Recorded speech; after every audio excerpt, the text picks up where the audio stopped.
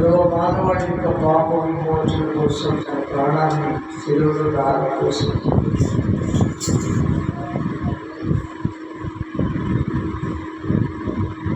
సర్వమానవాడిని విమోచించినటువంటి విమోచన కార్యాన్ని జ్ఞాపకం చేసుకుంటాం.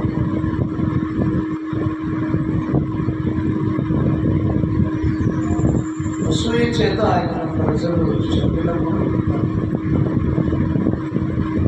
లేఖనం నెరవేర్పు ఆయన సమాధి చేయబడి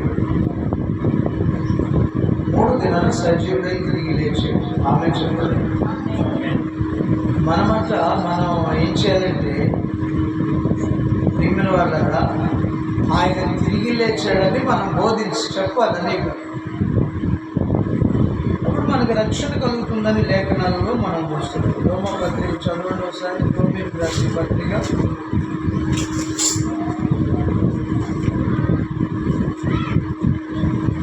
రోమీయులకు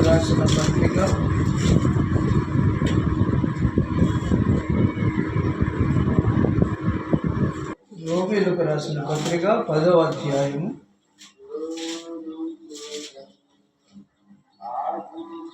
8, 9, 10 వచనాలు చదువుకున్నాం. వాక్యము నీ యొద్దను నీ నోటును నీ హృదయంలోనూ ఉన్నది, అది మేము ప్రకటించు విశ్వాస వాక్యమే. అదేమనగా యేసు ప్రభు అని నీ నోటితో ఒప్పుకొని ఏం చేయాలంట? నాతో చెప్పండి. యేసు ప్రభు అని నీ నోటితో ఒప్పుకొని దేవుడు మృతులలో నుండి ఆయనను లేపనని నీ హృదయమందు విశ్వసించిన యెడల నీవు రక్షింపబడదు. చూసారా? చాలు చాలు. ఏం చేయాలంట మనం?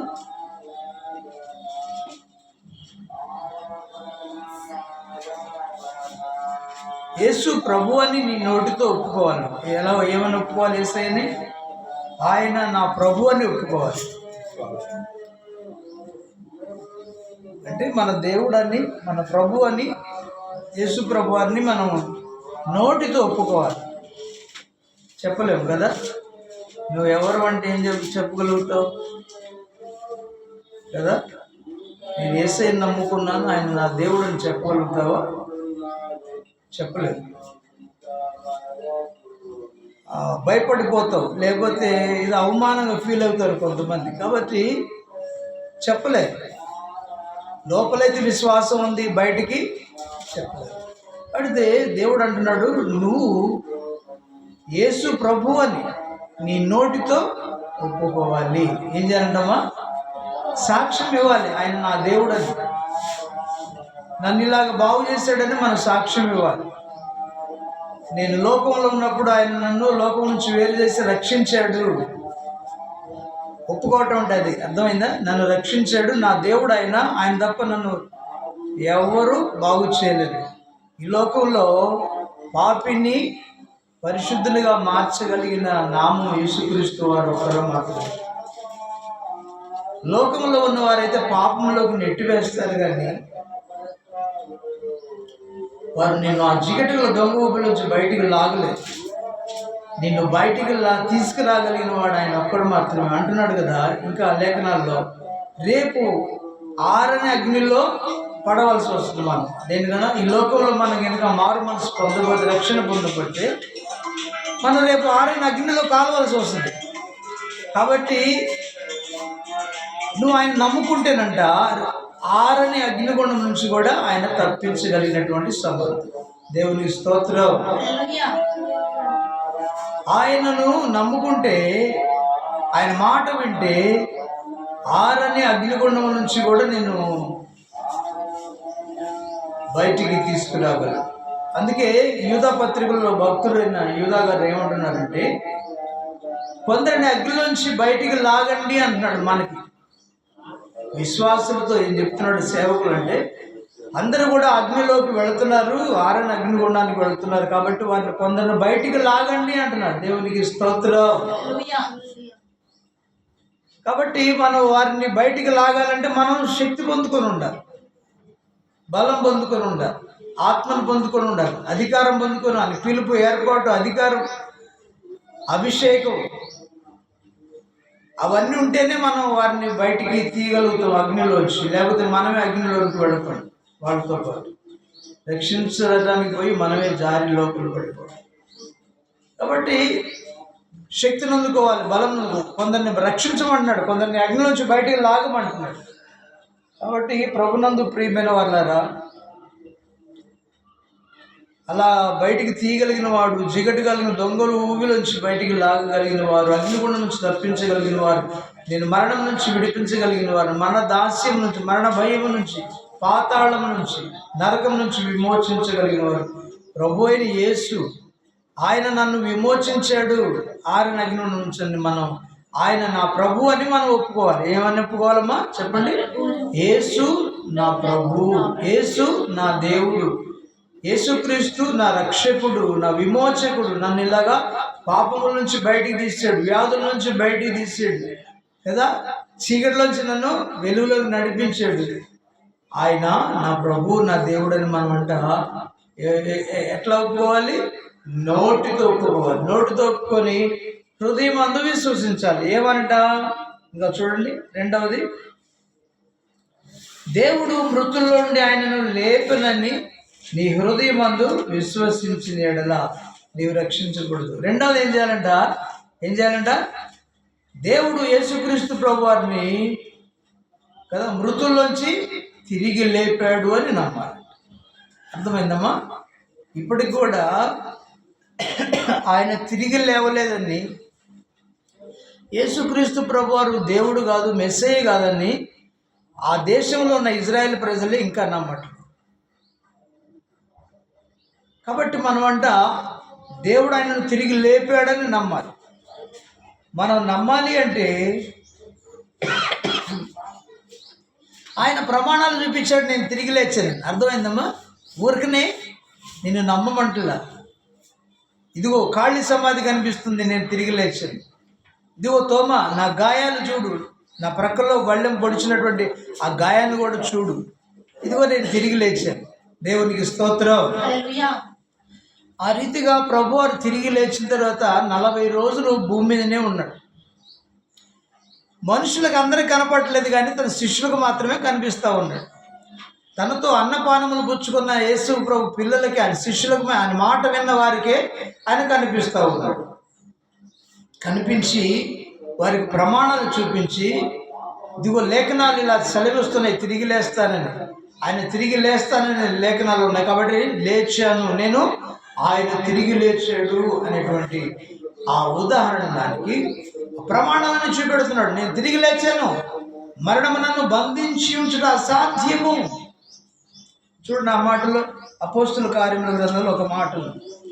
అపోస్తుల కార్యముల గ్రంథం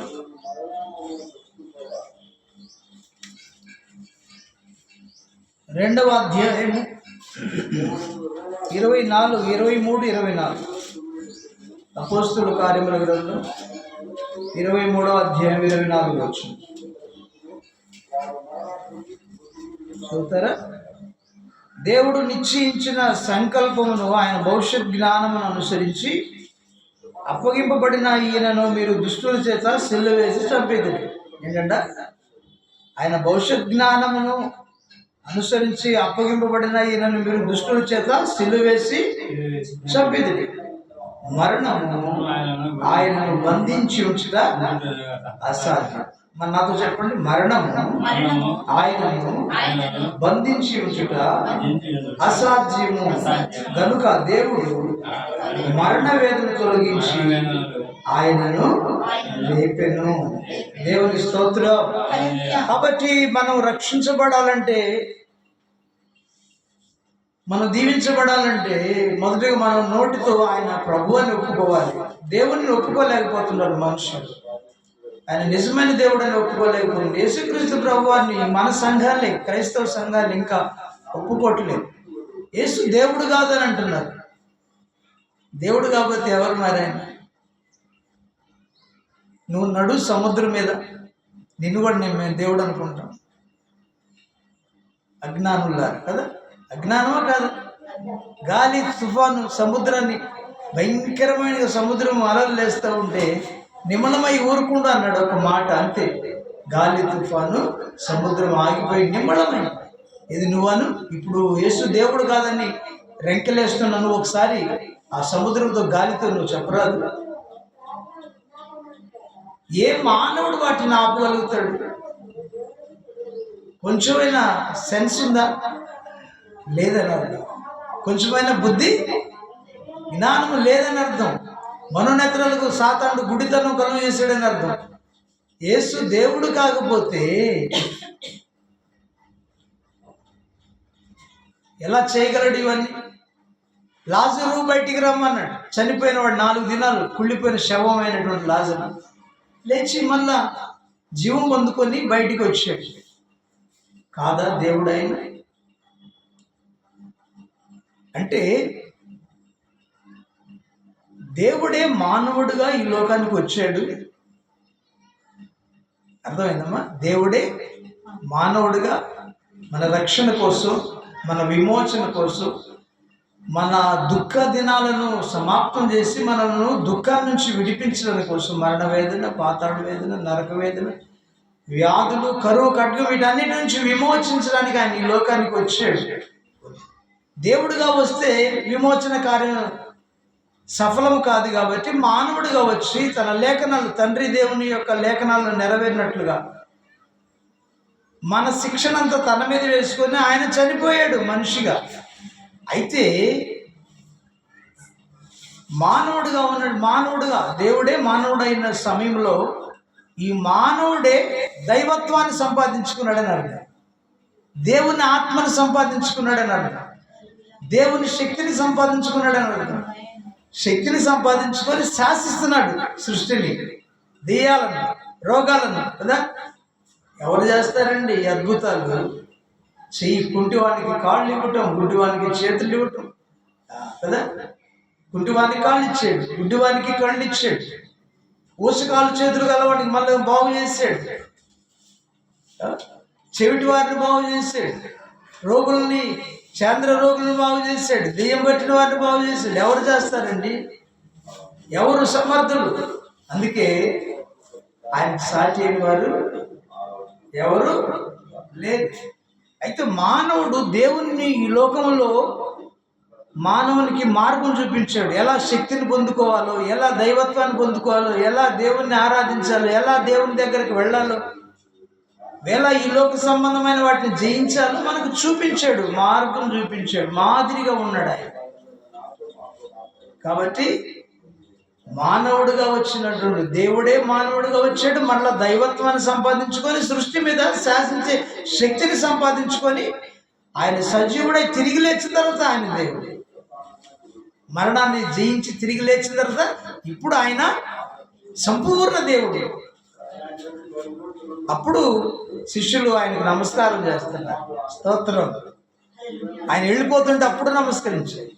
అప్పటి వరకు ఈయన మనుష్య కుమారుడు, మరీ కుమారుడు, ఏదో ప్రవక్త, ఏదో మన కోసం వచ్చిన మెస్సే అనుకున్నారు, కానీ దేవుడు అని వారు గుర్తించలేదు. కాబట్టి ప్రియులారా, యేసు దేవుడు ఒప్పుకోట్లా. యేసయ్య దేవుడు అంటే కొంతమంది ఎట్లా అవుతాడు, ఆయన రకరకాల లోపాలు చూపిస్తా ఉన్నారు. లోపం లేని దేవుడు యేసు ప్రభు వారు కదా, పాపము లేని దేవుడు యేసు ప్రభు వారు. ఆయన సమాధి చేయబడి తిరిగి లేచిన మనందరి పాపముల కోసం శిలువలో తన ప్రాణం ఇచ్చి, రక్తం ఇచ్చి, తాను మన శిక్షను పొంది, మన శిక్షను కొట్టివేసి, మన పాపములన్నిటిని ఎత్తివేసి, మనకు బదులుగా ఆయన చనిపోయి సమాధి చేయబడి 3 దినాలు తిరిగి లేచినాడు. కాబట్టి మనమంట ఆయన దేవుడు, ఆయన ప్రభు అని మన నోటితో ఒప్పుకోవాలి. అర్థమైందమ్మా? నోటితో ఒప్పుకోలేదు కాబట్టి ఒప్పుకోవాలి. యేసు ఒప్పుకోలేని సమాజం అంతా కూడా ఆయన నిజమైన దేవుడిని ఒప్పుకోవాలి. ఒప్పుకోకపోతే రేపు తీర్పులోనికి వస్తావు. ఇక్కడనే బాగానే ఉండొచ్చు, నువ్వు దేవుడు లేకపోయినా నువ్వు వర్ధిల్లొచ్చు, ధనధాన్యాలు సంపాదించుకోవచ్చు, భోగభాగ్యాలు అనుభవించవచ్చు, కానీ యాత్ర ముగిసిన తర్వాత అప్పుడు అర్థమైంది ఎవరు ఆయన ఎదుట నువ్వు సిగ్గుపడాల్సి వస్తుంది. దేవునికి స్తోత్రం. కాబట్టి ప్రభునందు ప్రియమైన వాళ్ళరా, ఒకటి మనం యేసు దేవుడని మన నోటితో ఒప్పుకోవాలి. అర్థమైందా? ఏం చేయాలంట? యేసు ప్రభు అని ఏం చేయాలి? ఒప్పుకోవాలి కదా. ప్రభు అంటే పరిపాలించేవాడు అని అర్థం. పరిపాలించడం అంటే రాజు అంటే పరిపాలించే రాజు. ప్రభు అన్న రాజులకు రాజు, ప్రభులకు ప్రభు అని పేరు ఆయనకుంది. దేవునికి స్తోత్రం. లోకాన్ని పరిపాలిస్తున్నాడు. లోకానికి కావాల్సిన ఆహారము ఆయన గుప్పిలు విప్పిస్తున్నాడు. స్తోత్రం. నువ్వు పండించుకుంటున్నావు అనుకుంటున్నావు, ఆయన వర్షం ఆపితే నువ్వేం పండించుకుంటావు? ఏం పండిస్తావు? భూమి నువ్వు ఫలాలు ఇవ్వద్దంటే నీకు ఏ చెట్టు కూడా కాయలు ఇస్తుంది? నీకు గచ్చ పొదలు. ఆదాము చేసిన శాపానికి భూమి అంట గచ్చ పొదలు, బలురకసి చెట్లు ఇస్తుందంట మానవుడు. లేతే నిత్యము మంచి ఫలాలు ఇవ్వగలిగిన దేవుడు దానికి ఆజ్ఞ ఇచ్చాడు. ఒకప్పుడు ఎప్పుడైతే శపించబడ్డారో, పాపం చేశారో, దేవుడు శపించాడు. నువ్వు వీళ్ళకి గచ్చ పొదలేయు, బలురకసి చెట్లేయు అన్నాడు. దేవునికి స్తోత్రం. అంటే ఒక 5% మనకు ఈ ఫలాలు అందుతున్నాయి, మిగిలినంతా కూడా వేస్ట్ ల్యాండ్, వేస్ట్ మొక్కలే ఉన్నాయి. దేవునికి మహిమ కలుగును గాక. స్తోత్రం చెప్పండి. హల్లెలూయా. కాబట్టి ప్రియమైన వాళ్ళారా, ఆయన ఆహారం ఇస్తున్నాడు, పరిపాలించాడు. ప్రభు అంటే ఎవరంటే దేశాన్ని పరిపాలించాడు, ప్రపంచాన్ని పరిపాలించాడు. ఆయన సర్వలోక నాథుడు అండి ఆయన పేరు. సర్వ శరీరులకు ఆయన దేవుడట. దేవునికి స్తోత్రం. ఏంటంట? సర్వ శరీరులు. శరీరం ఎవరికి ఉందో వాళ్ళందరికీ దేవుడు. శరీరం లేని వారు ఎవరు? దెయ్యాలు. దేవునికి స్తోత్రం. శరీరం ఉండదు దెయ్యానికి, ఒకటి దురాత్మే. కాబట్టి సర్వ శరీరులకైనా దేవుడు, జీవం కలిగిన దేవుడు, నిజమైన దేవుడు, దహించు అగ్ని, రోషము కలిగిన దేవుడు ఆయన అని మనం ఒప్పుకోవాలి. కాబట్టి యేసు ప్రభు వారు ప్రభు అని ఎందుకు అనాలి? ప్రభు అని మనం ఎందుకు ఒప్పుకోవాలంటే ఆయన సమస్త సృష్టిని పరిపాలిస్తున్నాడు, సమస్త సృష్టిని కాపాడుతూ ఉన్నాడు, సమస్త సృష్టికి తన గుప్పులు విప్పి ఆహారాన్ని సిద్ధపరుస్తున్నాడు. ఎంతమంది అమ్మా? సర్వ ప్రాణికోటి, సర్వ జీవకోటి, మానవ కోటి కదా. అన్నిటికీ ఆకలి. చిన్న ఈగ దగ్గర నుంచి దోమ కూడా ఆకలేగా మన రక్తాన్ని పీల్చుకుంటుంది. కాబట్టి ప్రతి జీవిని ఆయనంట తన గుప్పిలు విప్పి పోషిస్తున్నాడు. అది ప్రభు అంటే ఎవరంటే పోషించేవాడు. ప్రభు అంటే పరిపాలించేవాడు, పోషించేవాడు, కాపాడేవాడు అని అర్థం, రక్షించేవాడు అని అర్థం. దేవునికి స్తోత్రం. కాబట్టి ఇలాగా ఆకాశం చేత వర్షం ఇస్తూ, భూమి చేత ఫలాలు ఇస్తూ, మనల్ని ఆహారం ఇప్పిస్తూ, మనల్ని పోషిస్తూ ఉన్నాడు. అందుకు ఆయన ప్రభు అని అర్థం. సుపరిపాలన అందిస్తూ ఉన్నాడు. దేవునికి స్తోత్రం. కాబట్టి ప్రియులారా, ఆ తర్వాత శత్రువైన సాతానుడు లోకంలో ఉన్నాడు కాబట్టి వాని బారిన పడకుండా మనల్ని నిత్యము కనురెప్ప వల్లే కాపాడుతున్నాడంట. ఎట్లాగమ్మా? కనురెప్ప మన కంటిని ఎలా కాపాడుతుందో అలాగ ఆయన కాపాడుతూ ఉన్నాడంట. ఏ తెగులు రాకుండా కాపాడుతున్నాడు. చీకటిలో సంచరించు బాణమునకైనను, పగటి వేళ ఎగురు తెగులుకైనను నీకు ఏ అపాయము రాకుండా కాపాడుతున్నాడు. అంతమంది కాపాడేటువంటిది, రక్షించే దేవుడు. సాతాను ఉరుల నుంచి, ఉచ్చుల నుంచి, సాతాను పాపాల నుంచి మనల్ని విడిపించేటువంటి దేవుడు మన ప్రభు అయిన యేసు. కాబట్టి ఆయన ప్రభు అని మనం ఒప్పుకోవాలి. దేవునికి స్తోత్రం. ఎందుకు ఆయనను, యేసును ప్రభు అని, రాజని, దేవుడని ఒప్పుకోవాలంటే ఆయన ఇవన్నీ చేస్తూ ఉన్నాడు. ఒకటి పోషిస్తూ ఉన్నాడు, రెండోది రక్షిస్తూ ఉన్నాడు, కాపాడుతూ ఉన్నాడు. ప్రియమైన వారి ద్వారా ఆయన తన పిల్లలకు క్షేమాన్ని అందిస్తూ ఉన్నాడు కదా. రాజుగారు ఏం చేస్తారు? దేశాన్ని ఎలా పరిపాలిస్తుంటాడు? చక్కగా పరిపాలిస్తూ వారికి కావాల్సిన వనరులన్నీ అనుగ్రహిస్తూ ఉంటాడు. వాళ్ళు తప్పిపోకుండా కదా, లోకంలో నాశనం కాకుండా, అంటే దొంగతనాలు లేదా రౌడీస్ ఇవన్నీ చేసి వాళ్ళు నాశనం కాకుండా వారికి అండర్ రూల్ కదా, రూల్స్ పాస్ చేసి వారిని క్రమశిక్షణలో నడిపిస్తాడు రాజుగారు. వారికి ఆహారాన్ని అందిస్తాడు రాజుగారు కదా. అవును కదా. దేశంలో కరువు వచ్చిందంట. 7 సంవత్సరాలు పంట పండింది, 7 సంవత్సరాలు కరువు వచ్చింది ఐగుప్తులో. 7 సంవత్సరాలు పండిన పంటనంతా దాచిపెట్టాడు కొని యోసేపు రాజుగారు. అర్థమైందమ్మా? ఏం చేశాడు? పండిన పంట అంతా కూడా రైతుల దగ్గర నుంచి కొనేసి పెద్ద పెద్ద గోడౌన్స్ కట్టించి వాటిలో దాచిపెట్టాడు. 7 సంవత్సరాలు అయిపోయిన తర్వాత, సమృద్ధిగా పంటలు అయిపోయిన తర్వాత ఇక 7 ఏళ్ళు కరువు వస్తూ ఉంది పిల్లరా. 7 ఏళ్ళు కరువులో 1-2 సంవత్సరాలు ఎలా గడిచిపోయింది. ఇక వచ్చేసరికి పిల్లరా ఆహారం లేక ప్రజలు అల్లాడిపోతారు, పశువులకు మేత లేక అల్లాడిపోతూ ఉన్నారు. అప్పుడు రాజుగారి దగ్గర వచ్చి, రాజా నీ దగ్గర ఆహారం ఉందని విన్నామని. అనేక దేశాల నుంచి రాజు అయినటువంటి, 2వ రాజు అయిన అధిపతి అయినటువంటి యోసేపు దగ్గరికి వచ్చి నమస్కరించి, మాకు ఆహారం పెట్టయ్యా, మేము చచ్చిపోతున్నాం, దేవుని స్తోత్రం అని అడిగినప్పుడు, సరే మీరు రూకలు తీసుకురండి. డబ్బులు తీసుకొచ్చినప్పుడు మొదట అవి తీసుకొని వారికి ఆహారం ఇచ్చాడు. ఆ తర్వాత అవన్నీ అయిపోయినాయి అంట, రూకలన్నీ అయిపోయినాయి, మరలా ధనం అయిపోయింది. మరలా ఆహారం కోసం వచ్చి మరలా రాజుగారి దగ్గరికి వచ్చి వాళ్ళకున్న పశువులు ఇచ్చారంట.